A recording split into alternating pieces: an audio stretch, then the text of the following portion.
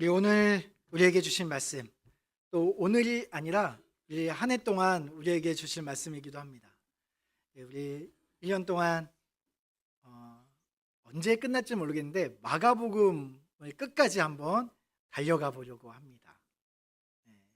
그 중에서도 1장 1절이 저희가 달려가야 할 방향과 목적이 아주 명확한 구절이라서 우리 오늘 함께 마가복음 1장 1절 말씀만 우리 다 같이 한번 읽어보도록 하겠습니다. 네, 함께 읽어볼까요? 마가복음 1장 1절 말씀입니다. 같이 읽겠습니다.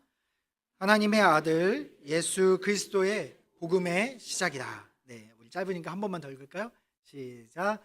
하나님의 아들 예수 그리스도의 복음의 시작이다. 네, 우리 2026년 새해가 되었습니다. 그리고 새해 첫 번째 주일 예배입니다. 1월 1일 새해가 됐다라고 하면 어떠신가요? 뭔가 새로운 느낌, 설레는 느낌이 많이 드시죠? 매일 뜨는 태양인데 평상시에 신경 한 번도 안 쓰다가 1월 1일 날 뜨는 태양은 다들 보고 싶어 합니다. 그래서 그 추운데 동해 바다 가면 일출 본다고 그렇게 바닷가에서 그 찬바람 맞으면서 그 일출을 기다리기도 하죠. 아니면은 저마다 올해 내 목표는 뭐야 하면서 새로운 계획을 세우고 시도하기도 합니다. 다이어트를 계획하신 분들이 계실 거고, 성경 일독을 계획하신 분들도 계실 거고, 다양한 계획들을 하셨을 겁니다. 우리가 여기 학생들이 있는데 내가 이번에는 한번 1월 1일부터 공부해야지 라고 한 친구들도 있을 겁니다.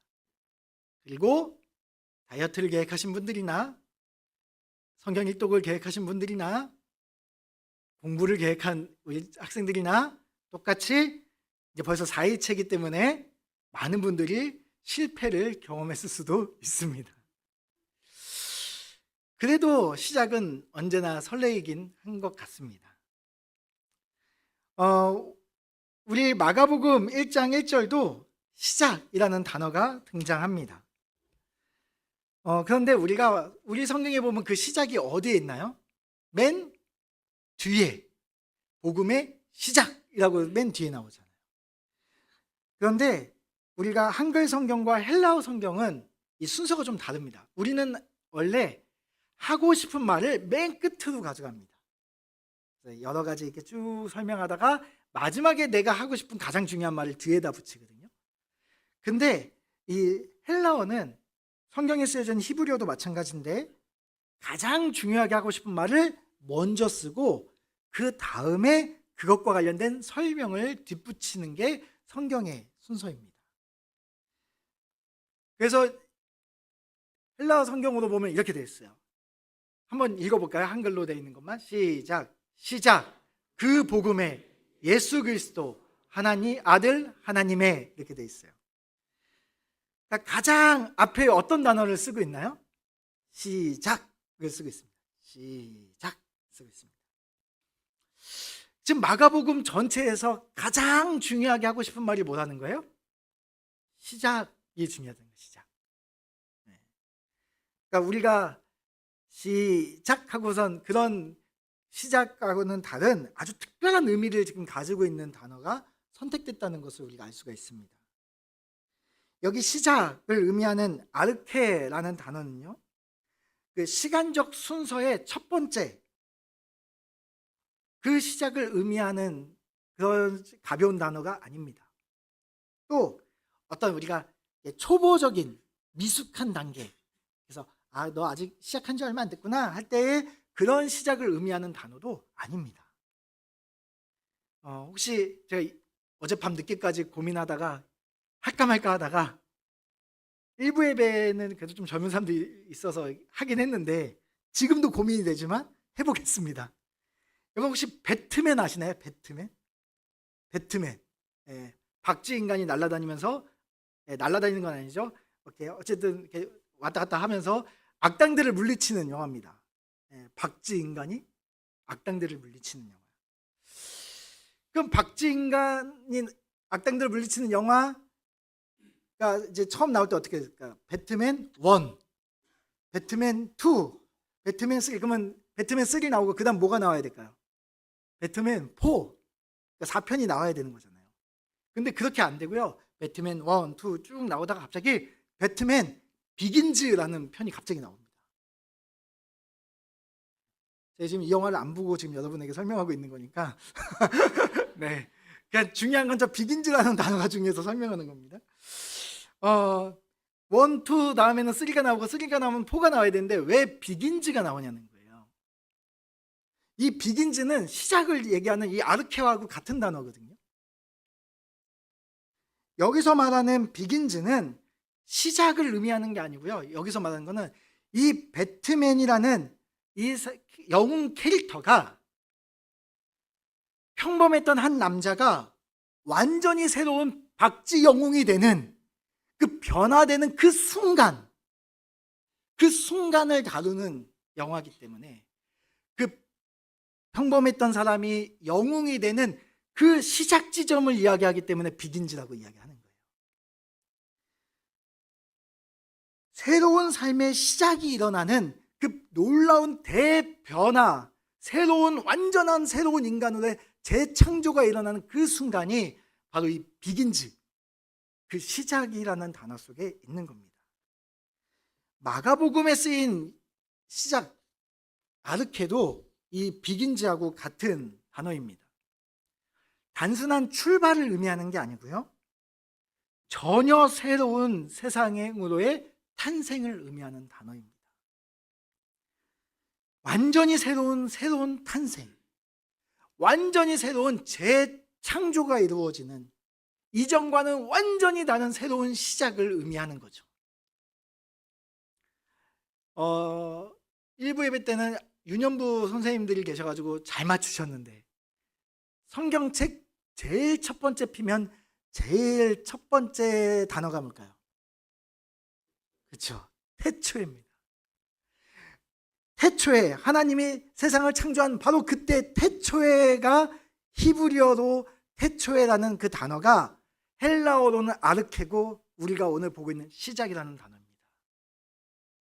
그러니까 우리가 지금 여기서 보고 있는 이 시작은 하나님의 완전히 새로운 세상이 시작되었다는 것을 의미하는 거죠.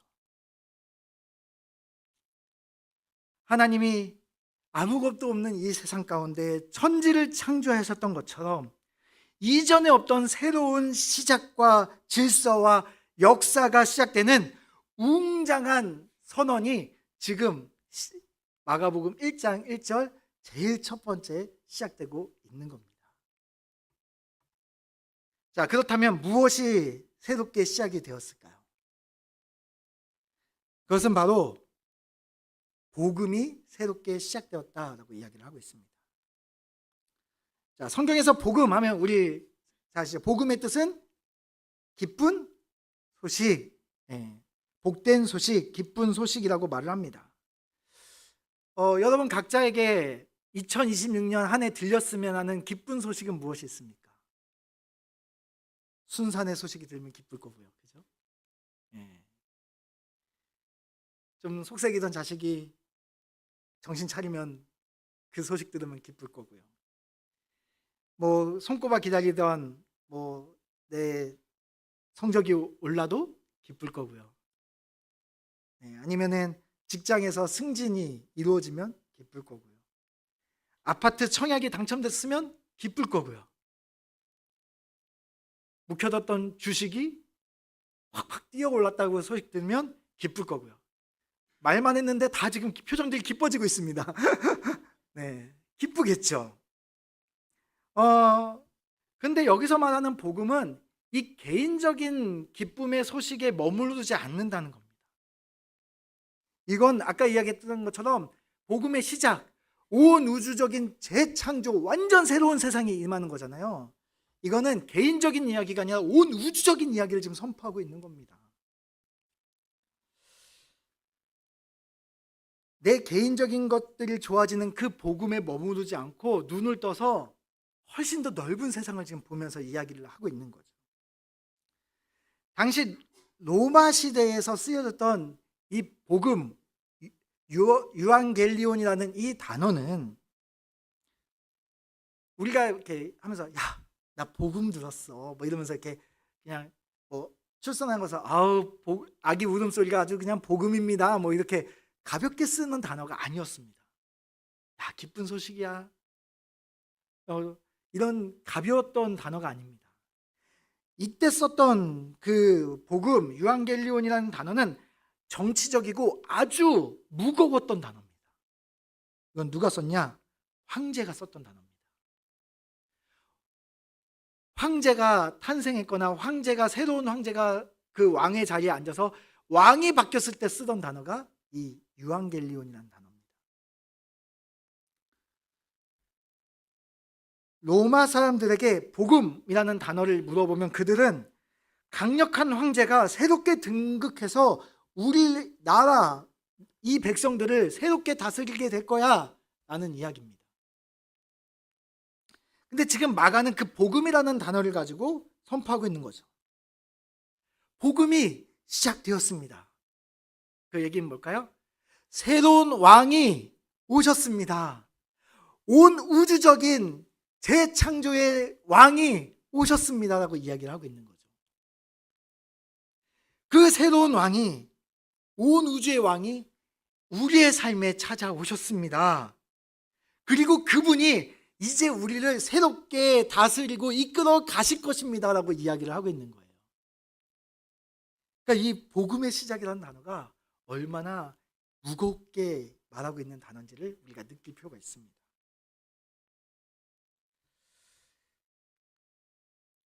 제가 이 마가복음에 여러 이제 책들이 있지만 그 중에 그 유진 피터슨이라는 목사님이 쓰신 메시지 성경 두꺼운 거 사면은 안 써 있습니다. 그 마가복음만 사면 그 앞에 표지에 써 있는 문구가 있는데 그 문구가 바로 요 방금 이야기한 복음의 시작을 잘 표현하고 있는 것 같아요. 한번 같이 읽어볼까요? 시작.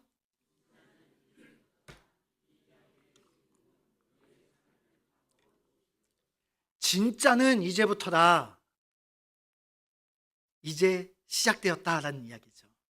그리고 이 이야기의 주인공은 우리의 삶을 완전히 재창조, 바꿔놓을 복된 기쁨의 소식을 갖고 오셨다라는 이야기입니다. 그래서 복음은 왕이 바뀌었다는 아주 혁명적인 선포를 하며 마가복음이 지금 시작되고 있는 겁니다. 그래서 성경에서 말하는 복음은 단지 우리 개인이 잘 먹고 잘 사는 문제를 다루고 있지는 않습니다. 물론 하나님 믿는 자들에게 그런 복을 주시긴 합니다. 그러나 우리는 그런 복에 대한 관심이 많이 있지만 복음은 다른 영역이라는 거죠. 복음은 한마디로 말하면 그냥 왕이 바뀌었다는 거예요. 왕. 우리의 왕이 누구였습니까? 네. 우리 송일분 자매님은 바로 예수님이라고 하는데 우리 처음부터 그러진 않았잖아요. 너무 오래되셔서 까먹으셨겠지만 지금까지 우리의 왕은 누구였을까요? 네, 우리의 왕은 죄가 우리의 왕노릇했습니다. 그래서 죄의 결과값으로 모든 인간은 그 죄의 왕 아래 지배받아서 사망으로 이끌어가는 존재들이었습니다. 그래서 그 누구도 한 명도 빠짐없이 모든 인간은 죽게 됩니다. 우리 모든 사람이 단 한 명도 빠짐없이 죽음을 맞이한다는 것은 다르게 이야기하면 우리 모든 사람의 왕은 죄였다는 거예요. 그리고 죄는 끊임없이 뿌리를 내리고 열매를 생산해냅니다. 우리 송구영신 예배 때 우리가 이제 선한 좋은 열매들을 이제 맺는 이야기를 했는데 죄의 뿌리를 내리면 죄의 열매가 생산이 됩니다. 우상들을 생산해내기 시작합니다. 그리고 그 우상들이 우리 삶에 왕노릇하며 살아가게 되었습니다. 지금까지 내 삶에 돈이 왕이었습니다. 그래서 내 삶에 돈이 나를 지배하고 이끌어 갔습니다. 어떤 사람은 돈에 대해서는 가벼운 마음일 수 있습니다. 그러나 그런 사람들 경우에는 세상의 권력이나 성공이 나의 우상이고 나의 왕으로 내 삶을 이끌어갈 수 있습니다. 그것도 아니면 인정받고 싶은 욕구, 타인에게 인정받고 싶은 욕구가 내 인생의 주인이 되어 나를 이끌어 갔을 것입니다. 그러한 열매들이 우리의 삶을 이끌어 갔습니다. 그러나 우리에게 시작된 그 복음은 그동안 왕노릇하던 이런 우상들이 물러가고 진짜 왕이 우리에게 오셨다는 선언입니다. 이제 새로운 시대가 완전히 열렸다고 선언하면서 마가복음은 복음의 시작, 새로운 시작을 선포하며 이 책을 시작하고 있는 겁니다. 자, 그렇다면 우리에게 오신 그 왕, 새로운 왕은 누구실까요? 이 헬라어 성경이 그래서 재밌어요. 복음의 시작. 그러면 복음의 시작? 그러면 그 왕이 오셨다고? 그럼 왕이 누군데? 그러면 이제 그 다음이 그 왕이 누군지 설명하는 거죠. 그 다음이 뭔가요? 바로 예수라고 되어 있잖아요. 그 왕이 누구신가요? 바로 예수님이라고 이야기하고 있습니다. 그러니까 복음의 시작을 이야기한 다음에 제일 먼저 그 왕의 이름을 밝혀주는데 그 왕의 이름이 예수라고 이야기를 하고 있습니다. 우리 수현 자매하고 예찬 형제는 이제 아이 이름을 지었거나 마지막까지도 고민하고 있을 겁니다. 이름 대충 짓는 분 있나요? 옛날에 그런 분들 많이 계셨죠. 끝순이 말순이 뭐 이러면서. 네. 이름에는 부모의 소망이 담겨져 있습니다. 끝순이 말순이에도 무슨 소망이 담겨 있는 거예요? 이제 그만 아들 좀 낳자, 딸은 끝이다, 이런 소망을 담아놓지 않습니까? 아이 이름을 지을 때 소망을 담아냅니다. 네, 분명히 두 분은 지금 아이 이름을 놓고 내 소망을 담아서 거기 이름에 표현하고 싶어가지고 이제 고민하고 있을 건데요. 예수님의 이름에도 하나님의 분명한 목적이 담겨져 있습니다. 하나님의 분명한 소망이 담겨져 있다는 거죠. 예수라는 이름의 뜻이 무엇일까요? 우리 마태복음 1장 21절 우리 한번 같이 읽어보겠습니다. 시작. 아들을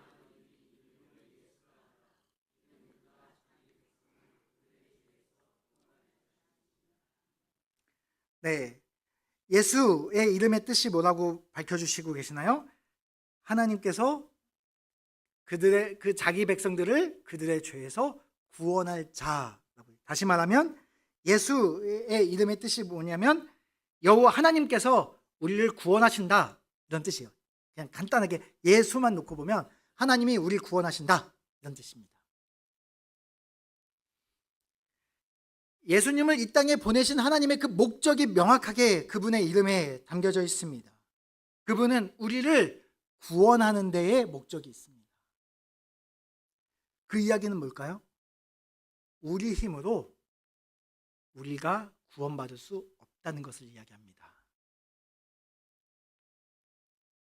완전 새로운 왕이 오지 않으면 우리 힘으로 해결할 수 없다는 것을 이야기하고 있는 거예요. 여러분 혹시 동해바다 놀러 가시는 거 좋아하시나요? 저는 사실 동해바다 가면 좀 무섭습니다. 청년 때 경험한 게 있어서 그런데요. 이안류라는 게 있습니다. 이안류.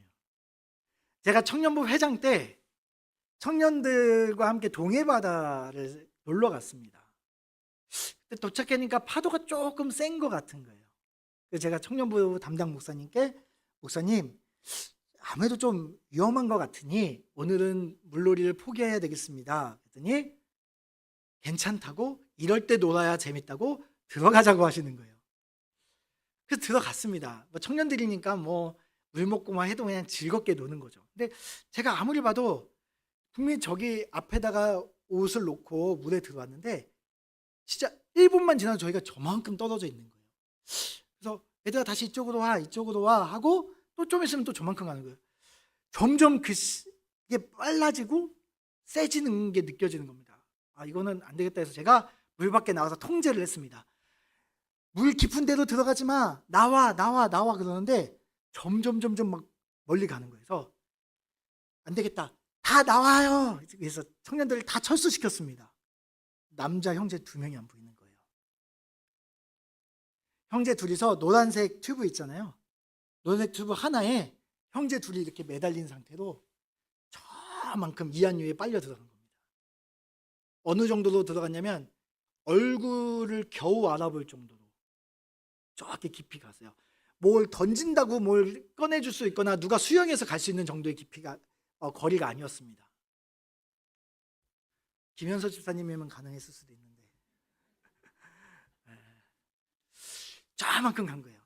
근데 그냥 거기에 머물러 있는 게 아니라 점점 빠르게 막 멀리 가는 겁니다. 그 청년 둘은 앞으로 오려고 몸부림치는데 몸부림친다고 1cm도 앞으로 오는 게 아니라 더 멀어지는 거예요. 계속. 근데 제가 안 그래도 불안했기 때문에 해양경찰 연락처를 핸드폰에 적어놓고 있었거든요. 바로 전화를 했습니다. 바로 빠진 걸 확인하자마자 전화를 했어요. 근데 시간이 어떻게 갈까요? 뭐 10초, 뭐 1분은 둘째치고 30초도 안 돼서 또 전화해서 왜 배가 안 올까요? 배를 빨리 보내주세요. 지금 막 형제들이 막 물 먹고 막 바다도 들어가려고 해요. 막 4번을 전화했습니다. 어떤 일이 일어났을까요? 배가 4척이 오는 겁니다. 네. 그래가지고 이 청년 둘을 끄집어서 올려주었습니다. 나중에 물어보니까 아무리 밟으셔도 앞으로 가지 않고 매달렸던 팔의 힘은 둘 다 빠져가지고 물을 먹기 시작하고 마지막 진짜 힘으로 버티고 있는 그때에 구조대가 왔다라고 이야기를 했습니다. 하나님이 우리를 구원하신다라고 말씀하실 때 그것은 우리의 힘으로 어떻게든 할 수 있는 상태가 아니기 때문에 하나님이 직접 나서셔야 했다는 것을 의미하고 있습니다. 우리에게 도무지 해결할 방법이 없기 때문에 우리가 아무리 노력해도 조금도 우리에게 선한 것을 찾아낼 수 없기 때문에 그렇게 죄의 지배를 받으며 무기력하게 우상의 열매를 생산해내고 있었기 때문에 그 사망의 그늘 안에 신음하며 점점점 죽음을 향해 달려가던 우리들에게 그래서 예수 그 이름으로 우리를 구원하기 위해 죽음의 바다에서 우리를 건져내기 위해 예수님께서 우리에게 오신 것입니다. 그 예수님은 또 어떤 분일까요? 헬라어 성경이 점점 재밌으셔야 합니다. 복음의 시작, 그분은 예수님이라는 이름이야. 그리고 나서 그분은 바로 그리스도야 라고 이야기를 합니다. 그리스도. 예수님이 이름이었다면 그리스도는 직책입니다. 직책. 제가 김세창이라는 이름을 가지고 있고 직책으로 목사라는 걸 갖고 있기 때문에 여러분이 저를 부를 때 김세창 목사님이라고 불러주시잖아요. 그러니까 우리가 보통 예수님 부를 때 어떻게 해요? 예수 그리스도라고 하는 거는 예수님이 이름이고 직책이 그리스도이기 때문에 합쳐서 예수 그리스도라고 부르는 겁니다. 이 그리스도라는 뜻은 기름 부음 받은 자라는 뜻입니다. 구약 성경에서는 메시아로 표현됐던 단어죠. 구약 시대에 기름 부음을 받는 자들이 있었습니다. 누구였냐면 선지자가 머리에 기름 붓고 그 사람에게 기도하면 그 사람이 하나님이 선택하신 이스라엘 백성들을 이끌어갈 왕으로 선언하는 행위였죠. 그러니까 여기 기름 부음 받은 자라는 것은 무엇을 이야기할까요? 바로 하나님께서 우리의 왕으로, 온 우주의 왕으로 예수님을 공식적으로 선택하셨다라는 의미입니다. 그래서 그리스도 예수님께서 우리의 진정한 왕, 진짜 왕이시다라고 이야기하는 거죠. 우리에게 가짜 왕이 있었습니다. 우상들이 우리에게 가짜 왕이었습니다. 그 가짜 왕들을 이제 버리고 진짜 왕으로 우리의 주인의 자리에 등극하셨다라는 것을 이야기하고 있는 겁니다. 로마 황제의 복음은 뭘까요? 로마 황제가 새롭게 바뀌었다는 겁니다. 여러분이 이스라엘 백성이라고 생각해 보고요. 이스라엘 백성인데 로마가 이스라엘을 지배하고 있었어요. 우리 일제시대처럼 지배하고 있었습니다. 그 지배를 받는 그때의 대한민국 백성에게 일본 왕이 바뀌는 게 크게 체감이 될까요? 똑같이 빼앗기고 더 빼앗기냐 덜 빼앗기냐의 차이가 조금 있겠지만 똑같이 빼앗기고 똑같이 힘들고 똑같이 사는 게 고통인 건 똑같죠. 우리가 이 우상 저 우상 바꿔 타면서 인정받으려고 살아봤더니 인정 갖고는 안 돼. 돈이 필요해. 왕을 바꿨어요. 돈으로 살아보니까 돈도 행복하지가 않아. 성공해야 돼. 이렇게 우리 계속 바꾸면서 살아갑니다. 그렇게 왕을 바꿔봅니다. 일주일 이제 실기시험 앞두고 있고 잘 봐요. 하지만 대학 간다고 인생이 달라지진 않아요. 대학이 일주년기를 행복하게 하지 않는다는 겁니다. 우리가 왕을 바꾸지만 우리가 왕을 바꾼다고 해서 우리의 삶이 전혀 달라지지 않은 건 그 왕들이 다 똑같은 왕이기 때문입니다. 가짜 왕들이기 때문에 그래요. 이 로마의 왕은 로마의 평화를 갖고 왔습니다. 어떻게 갖고 왔나요? 힘으로 찍어 눌러서 갖고 왔습니다. 강력한 군사력으로 그 어떤 반란도 못 일으키게 찍어 눌렀기 때문에 가능했던 거죠. 칼과 창으로 굴복시키며 가져왔던 평화를 누리고 있었습니다. 백성들의 삶은 달라지지 않았습니다. 왕은 바뀌었지만 백성들의 삶은 그대로 고통과 두려움 속에 있었던 거죠. 그러나 우리에게 오시는 그 진짜 왕, 진정한 왕이신 예수 그리스도는 어떤 분이십니까? 우리 이사야서 61장 1절에 보면은 이렇게 되어 있습니다. 우리 여기 노란 글씨 한번 읽어보겠습니다. 시작.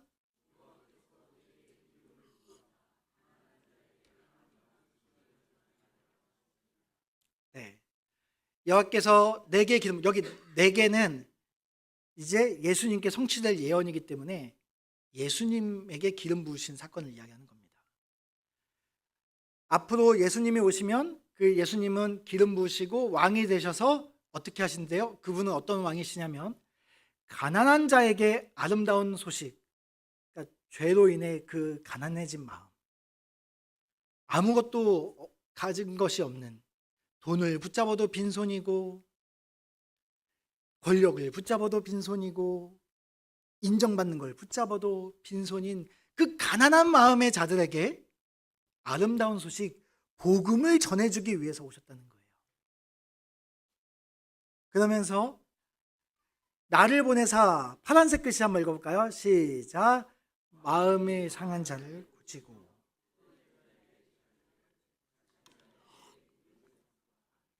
네, 예수님께서는 어떤 왕이신지에 대해서 이렇게 설명합니다. 그분은 우리를 힘으로 억누르며 거짓 평화를 주시는 분이 아니라는 거예요. 마음이 상한 자를 고쳐주시고 상처받은 영혼들을 회복시켜 주시고 죄에 포로된 자들, 죄에 갇힌 자들, 마음에 갇힌 문제가 있는 자들, 그들에게 자신의 생명을 내어주시면서 그 십자가에서 죽으심으로 말미암아 우리에게 참된 자유, 해방을 주시는 분이시다라고 이야기하고 있는 겁니다. 그분은 우리에게 다가오신 사랑의 왕이십니다.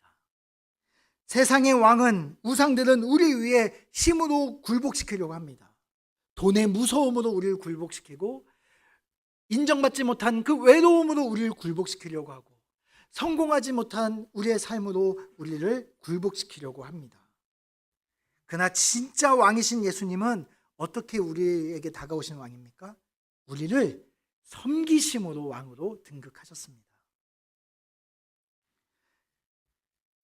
이 이사야서 61장 말씀은 누가복음 4장에서 예수님께서 나를 향한 말씀이야 라고 예수님께서 직접 말씀하셨습니다. 세상의 왕들은 백성 위에 군림하고 그 힘으로 백성들을 착취해 가지만 예수님은 다른 분이십니다. 그분은 진짜 왕으로 우리에게 오셔서 우리의 공허하고 가난한 우리의 마음 가운데 아름다운 소식, 복음의 소식, 진짜 자유의 소식을 허락해 주시는 분이라는 거죠. 그래서 예수님은 우리를 억압하는 분이 아니라 그동안 우리를 막아놨던 죄의 감옥문을 십자가로 여시고 우리에게 참 자유로 해방시키고 이끌어 주신 분이십니다. 마지막으로 마가는 예수님에 대해서 어떻게 소개할까요? 또 헬라어 성경을 보면 또 재밌게 볼 수 있겠죠? 그분은 어떤 분이래요? 하나님의 아들이라고 표현하고 있습니다. 예수님의 이름과 그리스도 그분의 직책 그리고 하나님의 아들은 예수님의 신분에 대해서 이야기하는 단어입니다. 우리가 잘 아는 찬양 가사에도 있는데요. 시편 2편 7절에 보면 이런 말씀이 있습니다. 우리 노란색 글씨만 같이 읽어볼까요? 시작. 네, 너는 내 아들이라. 우리 찬양 많이 불렀지 않습니까? 그래서 우리가 이 찬양하면서 하나님은 나를 아들이래, 하나님은 내 딸이래 이렇게 막 하면서 우리 감동했잖아요. 물론 그것도 맞습니다. 틀린 건 아닌데 이 말씀의 첫 번째 적용은 누구냐? 예수님에게 적용되는 겁니다. 그리고 그 다음이 우리에게 적용되는 거예요. 그래서 예수님이 지금 오늘 하나님이 예수님을 낳았다라고 표현합니다. 그죠? 그 하나님을 낳았다라고 표현하니까 이단인 교회들이 이걸 어떻게 쓰나요? 하나님을 낳았으니까 하나님 아버지가 있으니까 하나님 아들이 있으니까 누가 필요해요? 네, 엄마 하나님이 또 필요한 거예요. 네, 이렇게 이제 흘러가는 거죠. 여기서 낳았다는 표현을 우리 이제 조금 있으면 수연자매가 겪게 될 생물학적인 출산의 의미로만 해석했기 때문입니다. 여기 낳았다는 표현은 오히려 같은 레벨, 같은 신분이다라는 의미를 갖고 있거든요. 자, 개미가 새끼를 낳으면 뭘까요? 개미죠. 코끼리가 새끼를 낳으면 잘 들어야 돼요. 학교 시험 문제 나와. 코끼리가 새끼를 낳으면 몰라요? 1번 개미, 2번 코끼리. 그렇지, 코끼리. 개미가 새끼를 낳는데 코끼리가 태어나거나 코끼리가 새끼를 낳는데 개미가 나오지 않는 것처럼 사람이 낳으면 사람을 낳는 것처럼 여기서 하나님이 낳았다라는 표현은 예수님이 어떤 분이시라는 거예요? 예수님이 하나님과 똑같은 분이시다라는 의미를 가지고 있습니다. 예수님은 인간의 몸으로 이 땅에 오셨습니다. 하지만 우리와 똑같은 피조물이 아니시라는 거예요. 우리가 보기에는 인간의 모습으로 오셨지만 인간이 아니라 하나님과 똑같은 분이시다라는 의미를 가지는 거죠. 이 땅에는 수많은 왕들이 있었습니다. 인간 왕이 역사 속에 지금도 여러 나라의 왕들이 있습니다. 그렇게 스쳐 지나가는 수많은 왕 중에 한 분으로 오신 게 아니라 하나님이신 예수님이 친히 인간의 몸으로 이 땅에 오신 왕이라는 거예요. 왜요? 우리를 죄에서 구원하기 위해서. 다시 말하면 우리의 죄값이 얼마나 큰지를 또 알 수 있는 거죠. 하나님 그 자체이신 예수님이 이 땅에 오셔서 우리를 구원하실 수밖에 없을 정도의 우리의 죄의 문제가 심각했다는 겁니다. 나를 살리기 위해서 이 낮고 낮은 땅 위에 내려오신 진짜 복음의 이야기가 시작된다라는 표현입니다. 제가 결단 찬양을 준비했는데 우리 결단 찬양을 바꿔서 하겠습니다. 우리 찬양팀 좀 준비해 주시고 제가 아까 찬양하는데 말씀하고 더 잘 맞는 찬양을 좀 발견했어요. 임재 찬양 좀 하려고 하는데요. 여기 보면은 하늘에서 이 땅에 임하신 주님에 대한 이야기가 있습니다. 그냥 잔잔하게 반주해 주시면 제가 말씀을 좀 맺겠습니다. 여러분, 마가복음은 많은 신약 성경 중에 몇 번째로 쓰여진 성경이냐면 첫 번째로 쓰여진 성경입니다. 그러니까 다시 말하면 신약 성경이 쓰여진 이유가 이 마가복음에서부터 시작이 됐다는 거예요. 제일 먼저 쓰여진 책이 마가복음인데 우리에게 이 복음을 알리기 위해서 제일 먼저 성경이 쓰여지기 시작했다는 겁니다. 마가복음 기록된 당시에 초대교회에 가장 어려웠었던 상황입니다.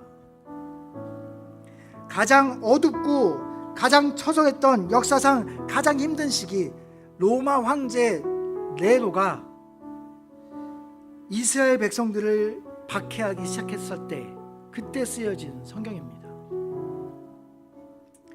예수님을 믿는다 난 이유만으로 십자가에 못 박아 죽였습니다. 근데 나중에는 그것도 모자라서 십자가에 못 박아서 불을 붙여 죽였습니다. 그것도 모자라서 우리 가로등 세워놓듯이 곳곳에 십자가를 박아놓고 그리스도인들을 찾으면 거기에 박아놓고 불을 붙이고 밤에 그 밑에서 파티를 열었습니다.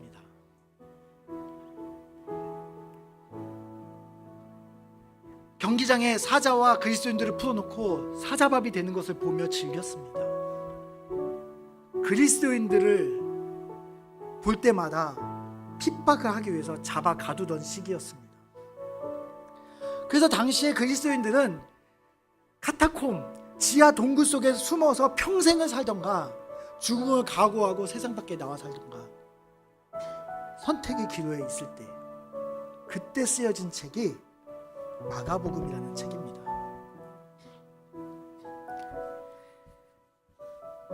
마가는 지금 이 마가복음을 쓰면서 가벼운 마음으로 쓰고 있는 게 아닙니다. 아마 지금 떨리는 마음으로 썼을 겁니다. 마가복음에 보면 곧 되게 긴박함을 알리는 단어가 진짜 많이 나오거든요. 떨리고 긴박한 상황 속에서 그 생명의 위협 가운데, 죽음의 공포 가운데 네로 왕제의 그 강력한 힘 앞에 있는 그리스도인들에게 복음이 무엇인지에서 알리기 위해 이 편지를 쓰게 됐다는 겁니다. 이렇게 외치고 있는 것과 같습니다. 로마 황제는 가짜 왕이다. 그가 눈앞에서 강력한 힘을 갖고 있고 전 세계가 그 앞에서 무릎 꿇고 있지만 그는 가짜 왕이다. 온 우주의 진짜 왕이신, 영원한 왕이신 예수 그리스도의 복음이 이미 시작되었다. 이걸 선포하는 것이 마가복음입니다. 그 절박한 상황 속에서도 복음만이 답이 되기 때문에 복음을 붙잡고 복음을 전하기 위해서 이 마가복음을 썼다는 거죠. 우리 2026년 한 해 동안 우리가 마가복음을 하나하나 함께 배워가기를 원합니다. 그러면서 우리가 우리 삶에 가짜 왕들을 제거하는 시간이 되었으면 좋겠습니다. 돈 없으면 죽을 것 같고, 인정 못 받으면 죽을 것 같고, 성공 못하면 죽을 것 같은 그런 세상에 강력한 힘을 가지고 있는 그 가짜 왕들, 그들의 가짜를 발견하고 날 위해서 이 땅에 오신 예수 그리스도 참된 왕을 붙잡는 2026년이 되기를 바랍니다. 그래서 그동안 내가 주인되며 아등바등 살아왔던 내 삶의 운전대를 예수님께 넘겨드리고 예수님과 함께 걸어가며 그분이 운전하시는 방향대로 함께 걸어가는 첫걸음을 떼는 그러한 새해가 되기를 바랍니다.